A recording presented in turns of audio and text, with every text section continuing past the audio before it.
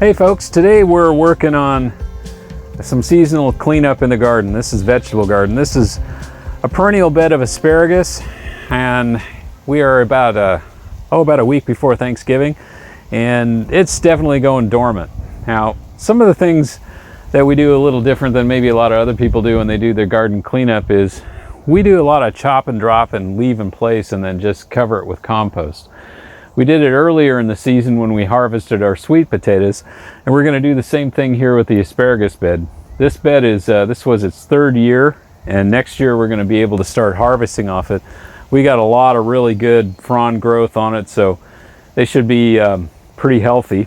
And then we had a naturally resown a whole bunch of nasturtiums that kind of grew on their own under it, which really kind of helped keep the weeds down during the bulk of the season. And we'll just basically chop those guys down too. So what we'll do is we'll come through and we'll cut it into kind of various size pieces, get it on the bed, and then just cover it with probably about 2 inches of compost, which is kind of a little bit on the heavier side, but what it does is it'll help, keep the stuff maintained, insulate the bed really well. And then all of these fronds, as they decompose, will be food for the asparagus for the next year. Now, a lot of people, what they do when they're cleaning out is they'll take all this stuff and they'll put it in the compost pile, maybe run it through a shredder or something like that. And what we're trying to do is get to the point of saying we're following Jadam practices, and one of the things that they do is chop and drop, basically. So it's kind of, think of it as the same principle as, when leaves fall from a tree, what they do is they become the food source in the next year or two for the tree itself. So the leaves basically replenish the tree. It's kind of the same idea here, is that the nutrients that the asparagus plant took up and are remaining in the foliage as we cut it down will become the nutrition for next year's and the years following. And I think it works out pretty good. This will be the second year we've done it this way. Last year it worked out really well. And I see our cats are stealing the show again. Mr. Peas, get out of there. The asparagus fronds came in way thicker this season. Yeah, and I think we're going to get a lot of really good sprouts probably come about April of next year. So we're going to get a pretty good harvest off this bed. And this is its last year of not taking much off. We took a few spears off this year, but next year we should be able to, get into a pretty regular harvest mode on it. Yay! That'll be nice. Looking forward to that. So the rest of this is kind of just basic stuff. Chop and drop it down, and make sure we don't damage the irrigation that's under it. We use drip lines, those quarter inch micro drip lines, and that's what keeps the bed fed during the heat of the summer. But basically, these things still have a bit of green left into them, so when we put the compost on it, it should help decompose pretty fast. So here we go.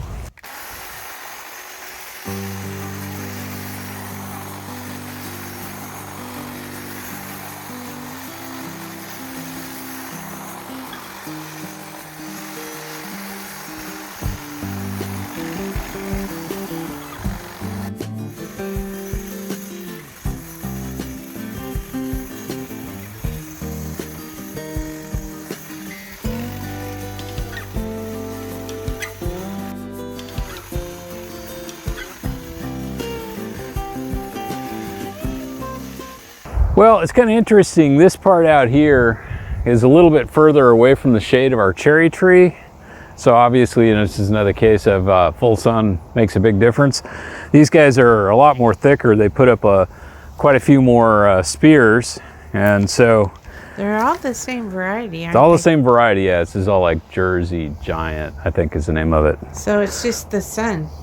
Yeah, I think so. I mean, the bed fertility is about the same. I've been trying to keep it even. Like in the spring, I'll put a top dress of some biochar down, and if I need to put another spot of compost in, but I kind of like rake the biochar into it and give it a good wet down, and then we treat it with JMS, and I don't know, things just keep going. They're looking strong.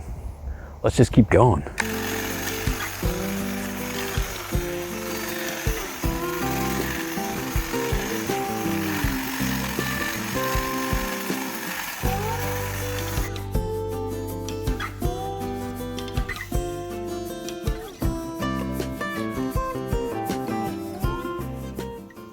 Okay, we got this guy all chopped up.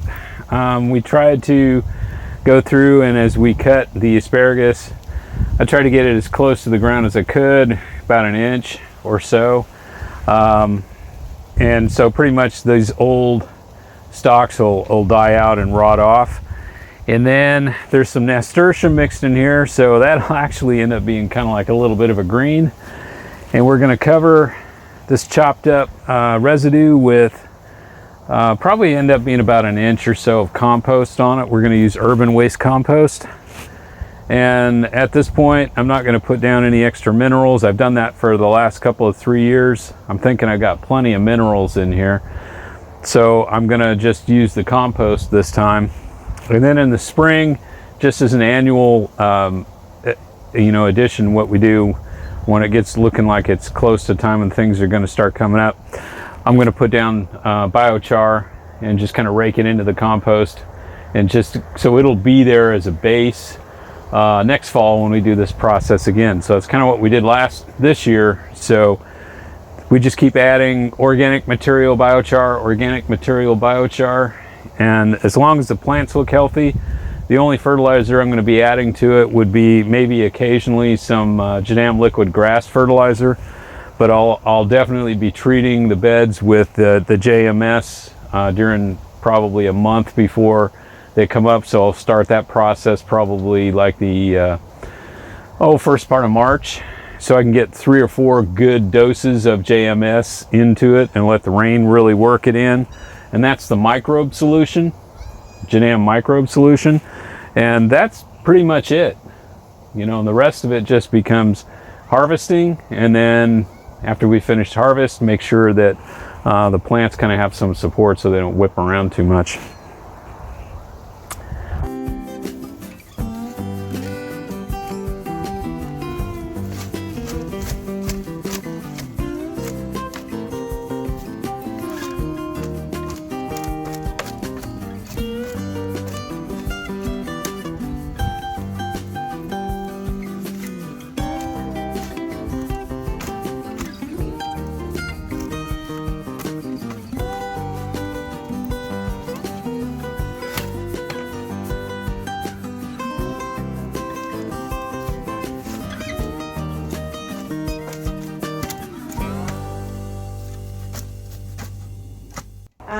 One question that I notice a lot of people are asking is in terms of perennials, both flowers and vegetables. Is it better to do the cleanup in the autumn like we are doing right now, or to do it in the spring before things start to really come up? Well, in a sense, you kind of answered the question right there, because in the spring there's so many activities that from planting and getting things going, you got a lot of activities to do in the spring, and from the standpoint of actually from a cleanup standpoint, I've always kind of been following the rule, hey, when the sunlight goes low, your photosynthesis begins to drop off, temperatures drop, plants go dormant, and there's all kinds of basically slowing down of the biologic processes.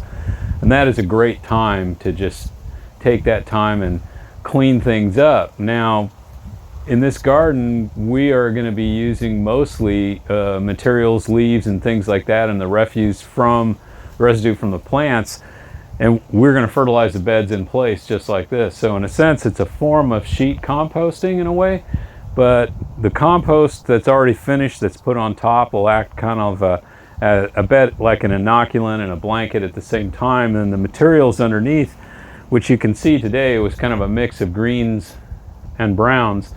If you let things go longer through the winter, everything turns into a brown and you no longer have much of a green. There's nothing wrong with that. It's just that material tends to hang around a bit longer. This still had some green left to it, as well as adding the the dying greens from the nasturtiums as an example. This material under here is probably within about a month by really the first of the year or so. Most of this stuff is going to be gone, particularly any of the smallest stuff is really going to disappear pretty fast. We do the same thing with our tomatoes and our beans and cucumbers, and we're going to be doing it to the pepper plants this year. So basically everything's just going back into the bed and fertilizing the bed.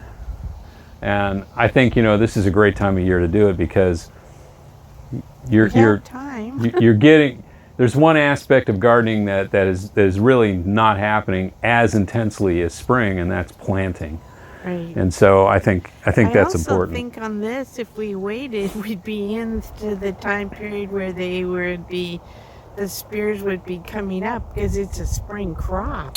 Yeah, definitely you want to, you know, from our perspective, we want to go at those perennials that are going to come out first. Right. And take care of them first. Right. Definitely. But I just think that for us, we just sort of do autumn cleanup because it's the least busiest time for us. Yeah, and what I've noticed also too in the last few years is if we don't get a freezing soil type thing, stuff doesn't go as far dormant. So even though we're in Oregon, we're close enough to the coast that we don't consistently freeze, you know, get like an Arctic thing, you know, where your soil freezes down.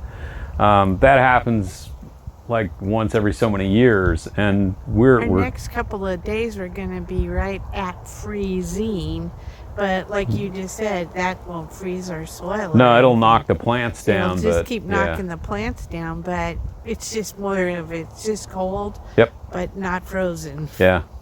But on the positive side, when that happens around here, it's usually sunny. Yeah, that's why it's happening. So that's kind of, our philosophy is you know, kind of try to take care of those things that so they don't pile up on you in the springtime. Yeah, chip away at it. Yeah. So wintertime for us becomes, there's just a lot of those things to be done. Small chores every day. Yep. So to finish this off, we're going to finish the compost on the bed, and you can kind of see it meets with Carrot's approval. So it's nice and soft on the paws. Supervisor is here checking out our You're ruining my perfectly shaped bed. Yeah, meow. Okay. So yeah, and like I said, in a month or two, you know, this stuff is just going to be gone basically. So, and then it's in good shape. Any other questions? No, that was just all that I was thinking about. Okay, great. Well, we got to finish this job today, so we're going to end the video here. And thanks again for watching, everybody. And stay safe, and we'll see you on the next video. Bye-bye. Bye-bye. Carrot says goodbye.